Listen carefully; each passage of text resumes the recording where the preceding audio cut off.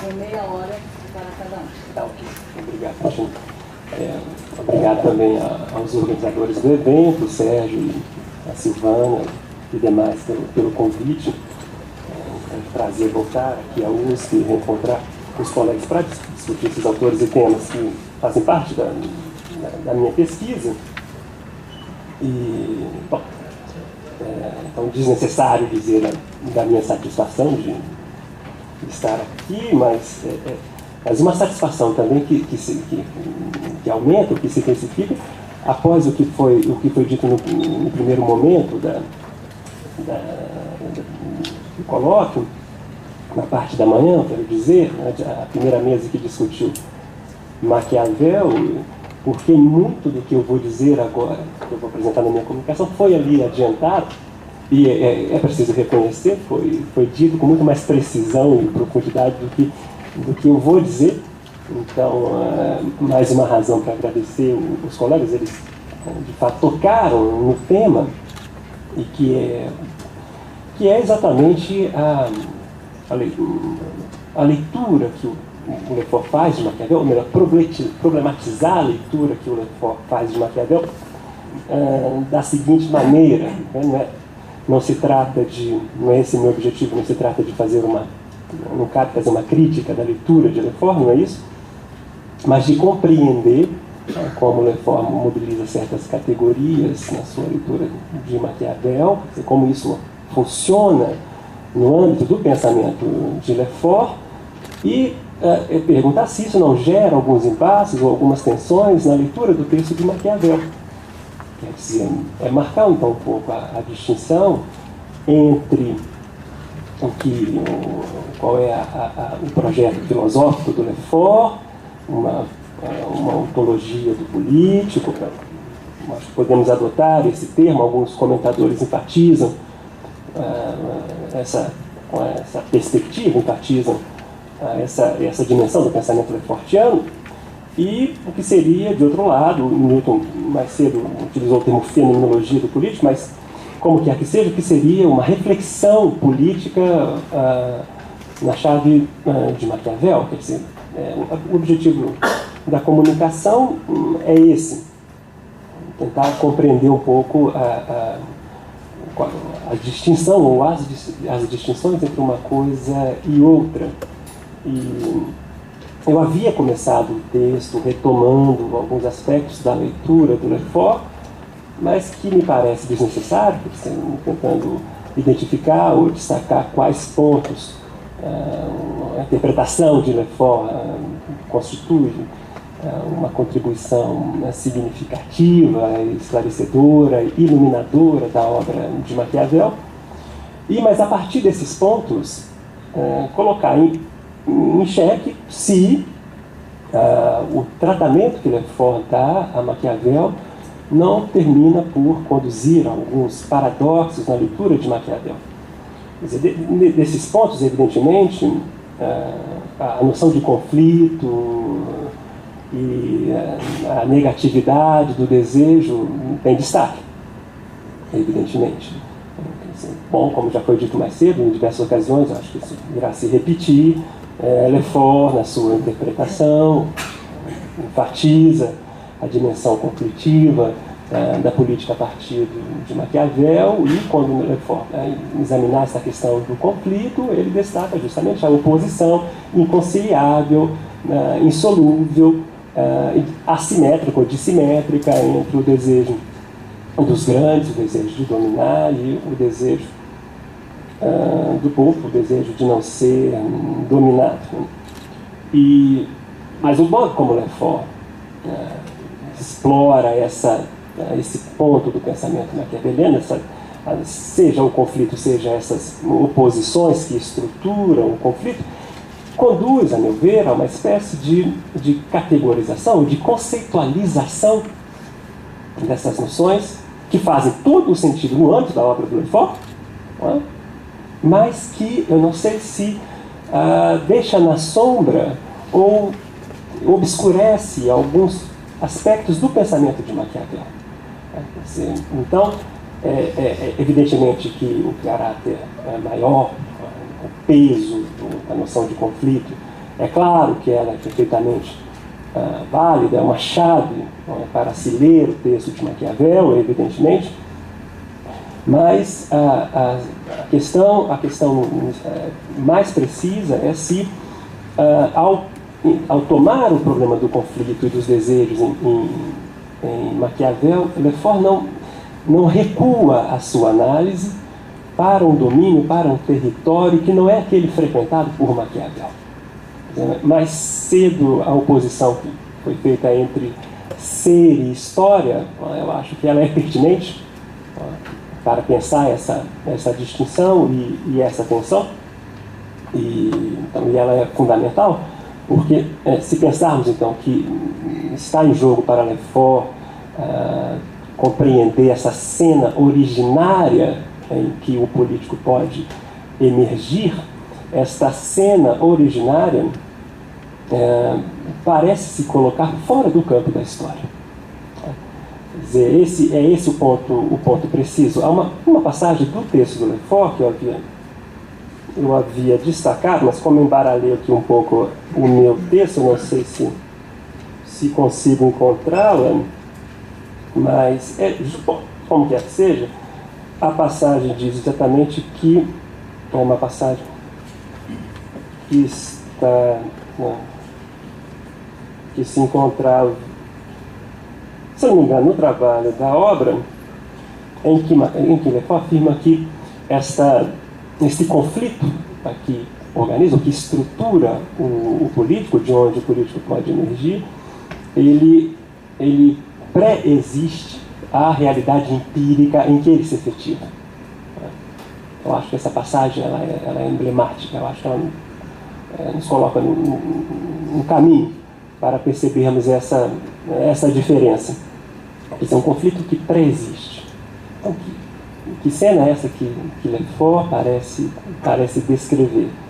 Se formos ao texto de Maquiavel, evidentemente que podemos compreender um impulso, podemos identificar uma inclinação à generalização, indiscutivelmente no texto de Maquiavel, mas essa generalização ela se formula sempre a partir da leitura da história. Quer dizer, então, se tomarmos, por exemplo, os discursos, e especialmente seus capítulos iniciais, onde Maquiavel vai retomar a história de Roma e vai finalmente formular sua tese bastante conhecida de que a liberdade romana, as leis que asseguravam a liberdade romana tem a sua origem no conflito. Se seguirmos essa narrativa de Maquiavel, nós vemos que Maquiavel escreve o desejo do povo e o desejo dos grandes em uma dimensão histórica. Você vejam, se voltarmos ao capítulo 3, quando Maquiavel se refere à saída do povo romano, por ocasião da criação dos tribunos, o que nós temos ali é um momento preciso, evidentemente, quer dizer, em que a insolência dos grandes, o excesso dos grandes é de tal forma insuportável que isso desperta uma reação da plebe, conduzindo então a sair, a abandonar a cidade, deixando então esse espaço vazio na cidade, e que é uma maneira de sua primeira inscrição no espaço político, mas uma inscrição negativa, que sai da cidade, mas que tem como contrapartida a exigência da criação de uma instituição, de uma via que pudesse canalizar ou orientar o desejo da plebe politicamente. Mas o que nós temos então aí é que o desejo da plebe ele surge, ele aparece circunstanciado. Ele não aparece primeiro. Maquiavel não parte desse, na sua ordem argumentativa, ele não parte de uma cena originária do conflito. Pelo contrário, o conflito vai surgir, ele aparece, portanto, como resposta ao fato bruto da dominação. E esse conflito como resposta à dominação, como resposta à violência, parece para Maquiavel colar, vincular estreitamente o desejo de liberdade ao fato da dominação. A ponto de, se vocês se recordarem, no capítulo 4, onde então Maquiavel faz lá a sua generalização de que em toda a cidade tem os humores, etc. Nesse mesmo capítulo 4, Maquiavel escrever que o desejo do povo, veja a expressão do Maquiavel, o desejo do povo nasce a partir do desejo de dominação ou da suspeita da dominação. Ele nasce.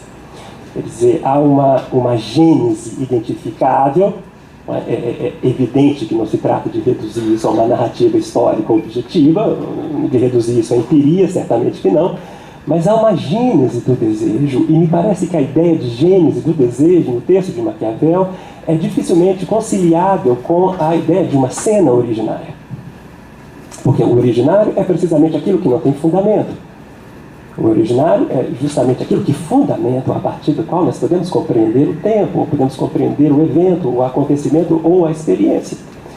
Mas então, o que me interessa salientar nesse primeiro momento é que justamente o modo como Maquiavel constrói a sua reflexão política coloca em primeiro plano a dimensão histórica. Então, é evidente que esse colocar em primeiro plano a dimensão histórica isso não se identifica, ou não pode ser reduzido a uma forma de realismo, enfim. Mas é esse plano da experiência. Então, acho que eu fico com o termo, acho que eu posso fixar esse termo, é esse plano da experiência que dá a chave para a generalização de Maquiavel. Mas essa generalização, com uma forma de descolamento da experiência, jamais é um descolamento completo, jamais é um descolamento total, porque na verdade, uma comunicação, porque ele volta sempre a essa mesma dimensão da experiência. Você tem a impressão, então, que o pensamento maquiaveliano ele se tece dessa forma, quer dizer, de uma maneira híbrida. Então, híbrida, quer dizer, a ideia aqui é da passagem, é da comunicação entre um registro que poderíamos chamar de um registro histórico e um outro registro que é o registro discursivo, que pode ser percebido em vários planos, enfim, até mesmo metaforicamente, se vocês se recordarem da famosa carta à Vitória, aquela que ele anuncia que havia escrito o príncipe, né, há uma passagem no texto em que Maquiavel, aliás, há dois momentos no texto que me parecem bastante emblemáticos, que é o primeiro momento em que ele diz que durante o dia ele encontra os homens da taberna, ele bebe, joga e fala alto e etc, ele faz comércio, ele caça, etc. Mas a esse primeiro momento, então, de um encontro, né, que é cotidiano dos homens rudes, e há um segundo momento, que é aquele que corresponde à noite, em que ele, diz na carta a Vitória, ele conversa com os homens do passado, com os sábios do passado, enfim, com outras roupas, ele se veste da roupa do dia, suja de lama, e adentra esse outro espaço, esse outro lugar em que ele obtém, onde ele estabelece um diálogo. Esses dois momentos, a taberna e o estúdio, da roupa suja de lama e a roupa limpa, quer dizer, sinaliza esses dois polos em que o pensamento maquiaveliano se constrói. Ele não se constrói na taberna, porque esse é o lugar da experiência, esse é o lugar do cotidiano, esse é o lugar, enfim, em que as coisas efetivamente acontecem, que não permite o distanciamento necessário para a reflexão. Mas ele não se constitui também puramente ou apenas na conversa, no encontro com os grandes homens do passado, porque o diálogo, a conversa que ele estabelece com esses grandes homens do passado, ela é afetada, não determinada, mas ela é afetada por aquilo que ele fez, por aquilo que ele viveu no cotidiano, não necessariamente na taberna, evidentemente, mas no cotidiano, quer dizer, algo da sua experiência política. Vejam, é a mesma metáfora, essa imagem parece duplicar os dois fundamentos do conhecimento que ele apresenta na carta dedicatória do príncipe. Vocês se recordam, o texto é bastante conhecido, não é? É a experiência das coisas modernas, das coisas atuais, presentes, e a leitura das coisas antigas. Outra vez, quer dizer, aí, né, a experiência das coisas modernas e a leitura das coisas antigas. Outra vez nós temos essa polaridade.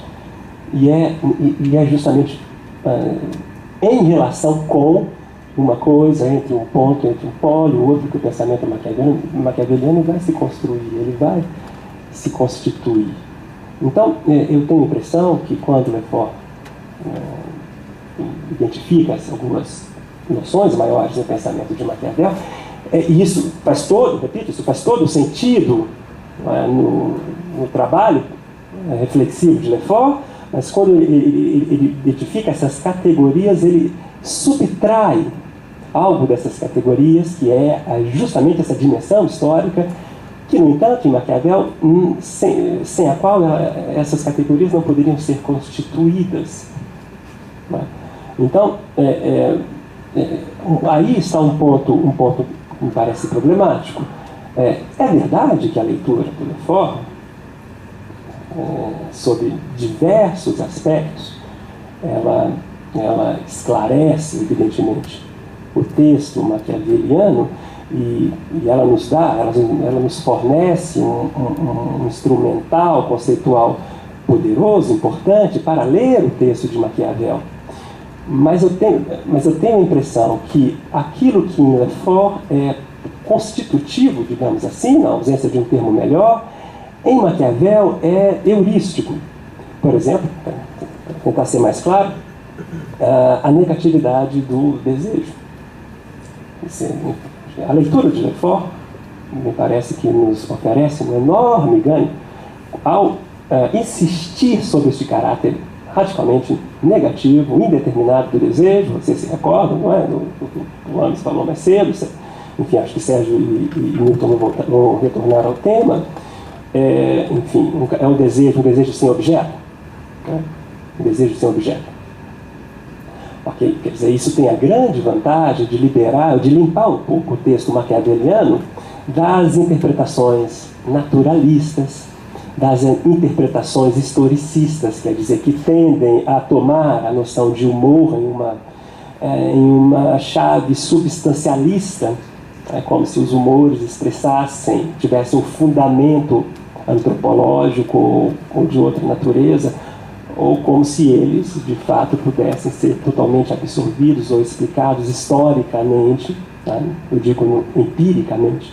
Então, a categorização de Lefort limpa o texto de Maquiavel, nos protege contra essa forma, contra esse tipo de interpretação, que é recorrente, né?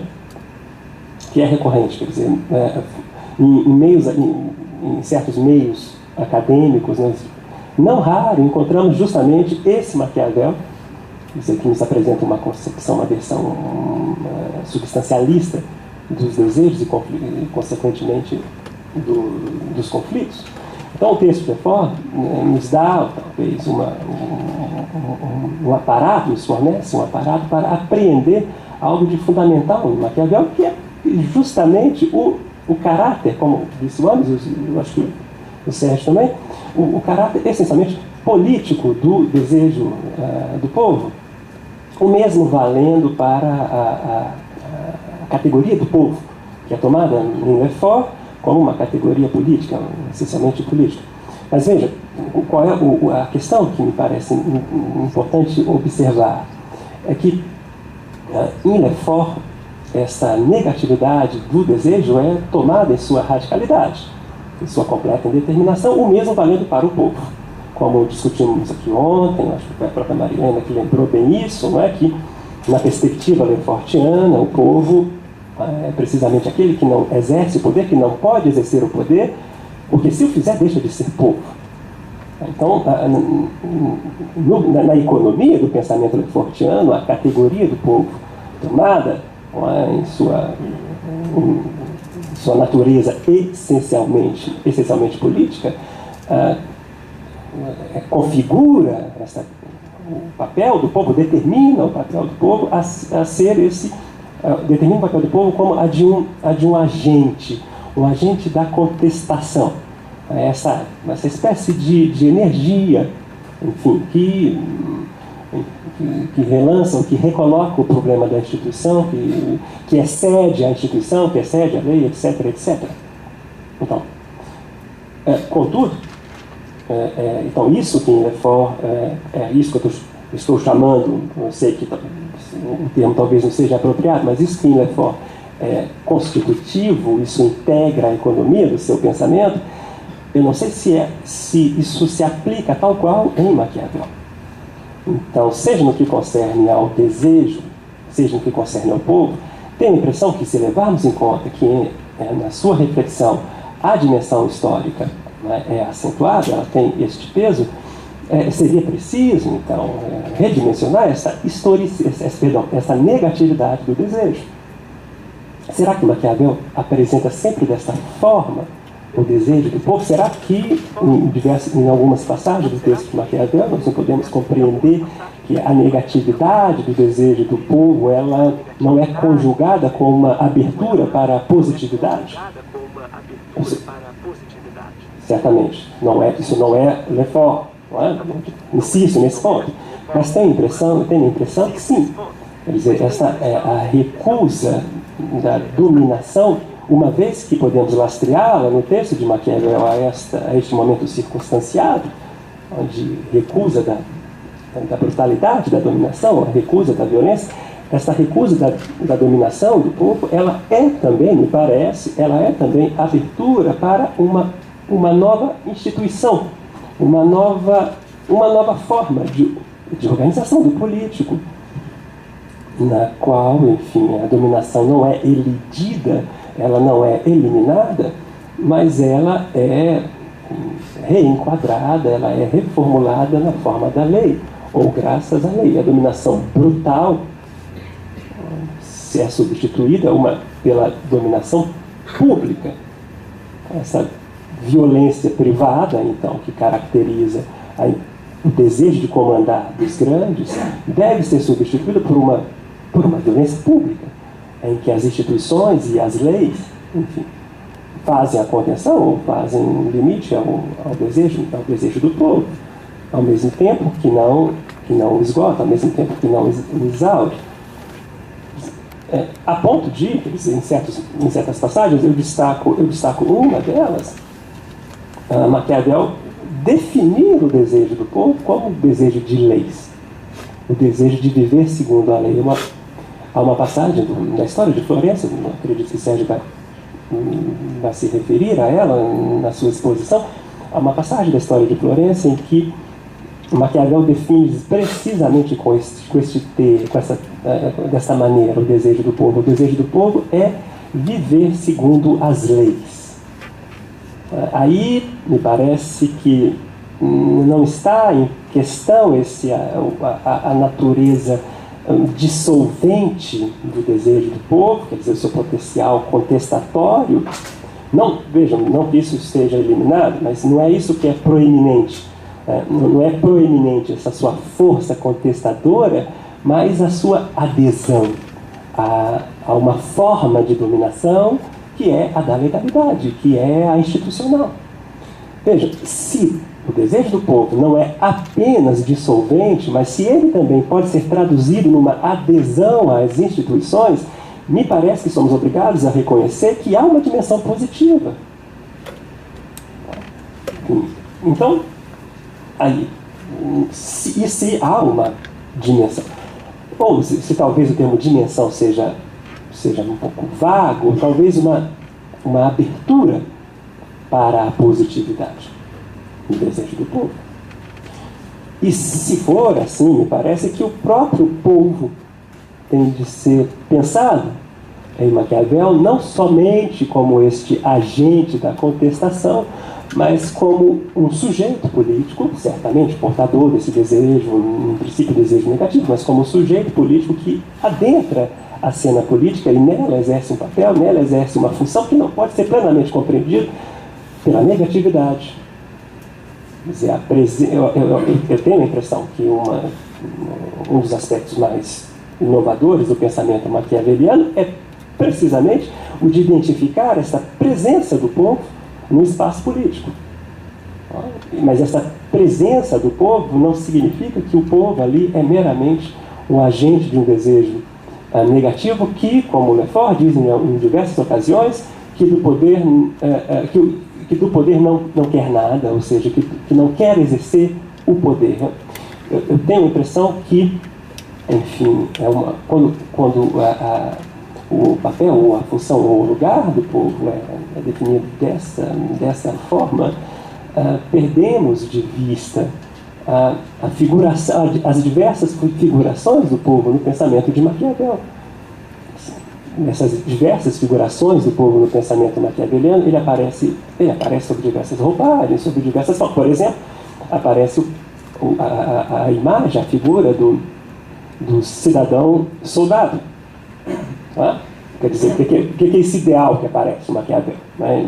Esse cidadão engajado nas armas. É evidente, né? Maquiavel não está falando ali, enfim, não está antecipando ali nada de parecido com uma democracia direta, não é nada disso. Mas ele não está sinalizando, de qualquer forma, para uma presença de um ator político, enfim, que não pode ser identificado com os grandes, mas que pode ser denominado de cidadão.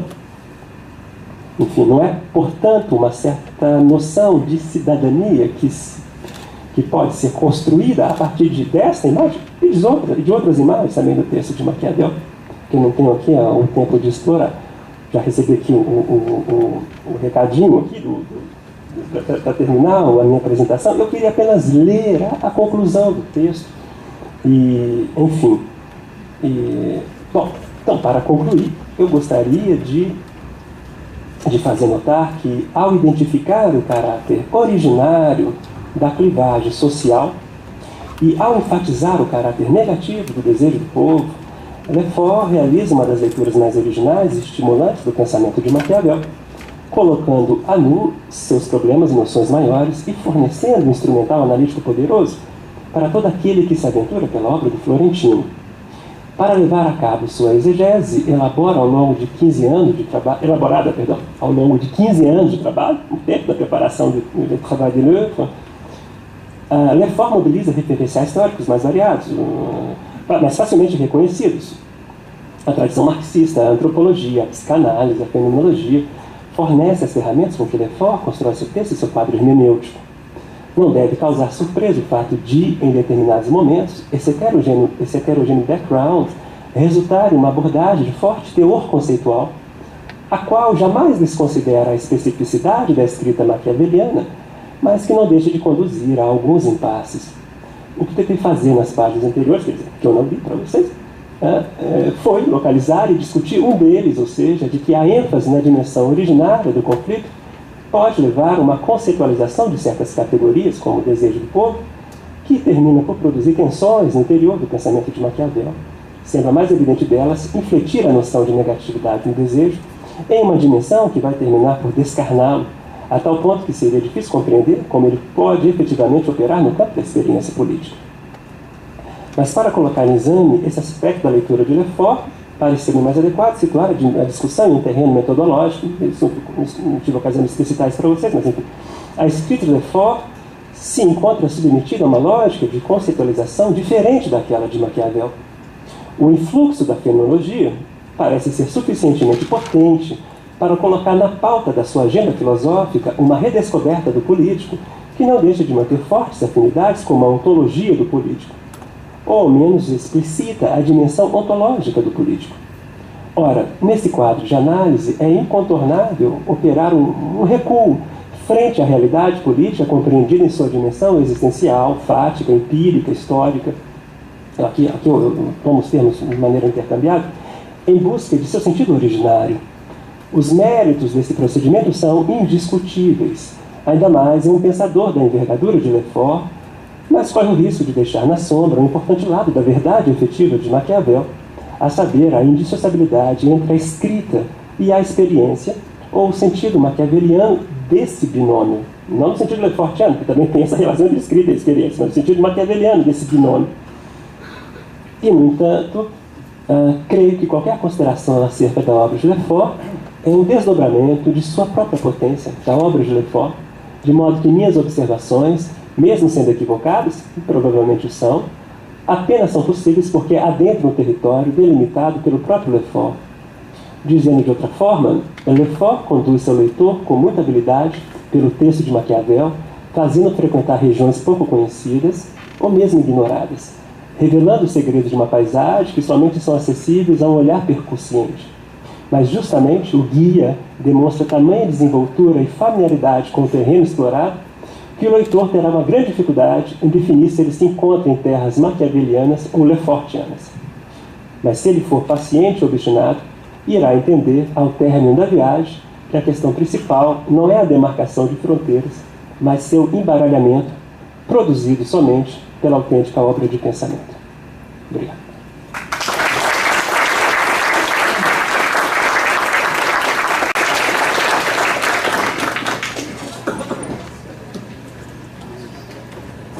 Bem, temos agora alguns minutos para as colocações do professor Milton, né? E em seguida um rápido debate. Uns 15 minutos no máximo vamos ter, senão vamos prejudicar a apresentação da segunda sessão da tarde. Bom, boa tarde, muito obrigado. E para mim é uma grande satisfação estar aqui com os amigos, com Elton, com Newton, os mineiros, né? O que eu vou apresentar é muito rápido. Eu gostaria de, antes, se eu tivéssemos tempo, conversar um pouco mais, porque o Newton falou da recepção. Então, exatamente a questão mais importante seria a recepção. E eu faria uma pergunta, por exemplo. É claro que vocês estão no olho do furacão da questão que o Lefort apresenta como obra, o trabalho da obra, né? Quer dizer, o que significa, qual o significado e o alcance, né? Numa visão da recepção do Maquiavel, e agora, falando da recepção do Lefort, né? A dimensão da expressão lefortiana de obra, o sentido de Lefort, né? O trabalho da obra, o que ele faz de Maquiavel de maneira extraordinária. Então, a possibilidade de leituras, né, divergentes, né, exatamente por essa percepção fantástica do que significa o trabalho da obra, né.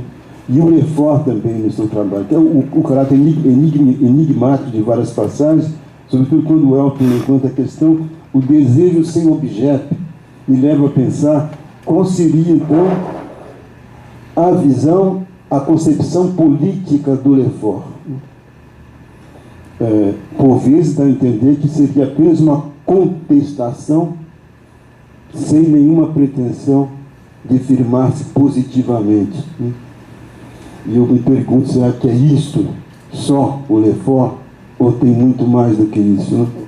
Essa é a minha interrogação. Ou seja, se for só uma prática de contestação, é claro que isso pressupõe a aceitação de que a política será sempre tal como ela é, de uma política instituída, de um poder acirrado que não se deixa de forma alguma, né, ser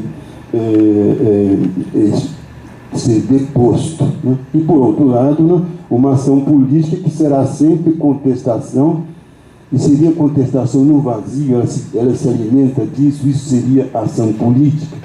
Veja bem, essas duas questões, né, é claro que nós poderíamos discutir amplamente, mas nos leva a uma inquietação que é claro que há em Lefort uma concepção, uma análise do político, evidentemente, que é uma questão importante de se considerar, mas por outro lado há muitas possibilidades de se pensar uma proposição de ação, como há também em análise. Então são essas duas questões que eu levanto rapidamente, ouvi-los um pouco sobre o sentido da obra em Lefort, né? Em Lefort, né? Não no Maquiavel, né? se tratando do Maquiavel no texto do Lefort mais importante. E, por outro lado, esta inquietação, né, de um desejo sem objeto, que é uma expressão do Elton.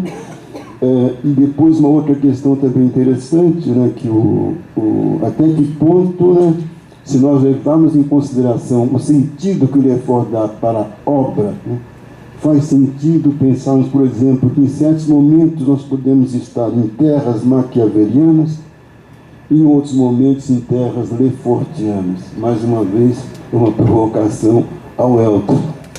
Então, é isso, só que eu levanto como debate. Depois poderíamos ir longe nisso daí, tá?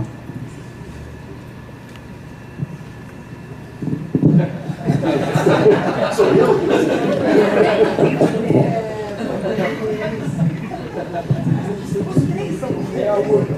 Aos três, né? Obrigado pela questão, Milton.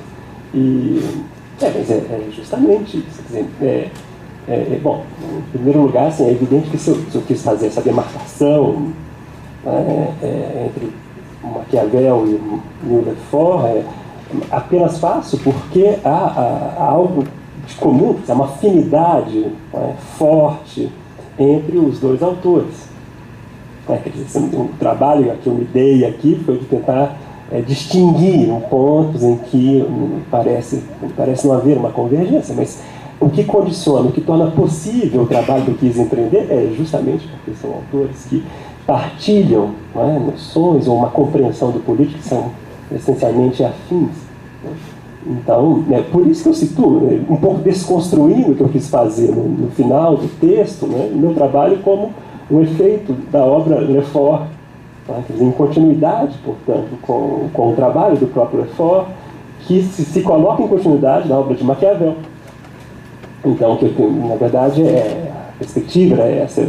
Eu confesso, então, que o meu trabalho está no lastro, ou melhor, está na esteira do trabalho da obra de Lefort. O meu trabalho, para bien réussi, né? Não deu muito certo, pode ser, mas, enfim, justamente... mas não dá certo é uma possibilidade, é uma potencialidade.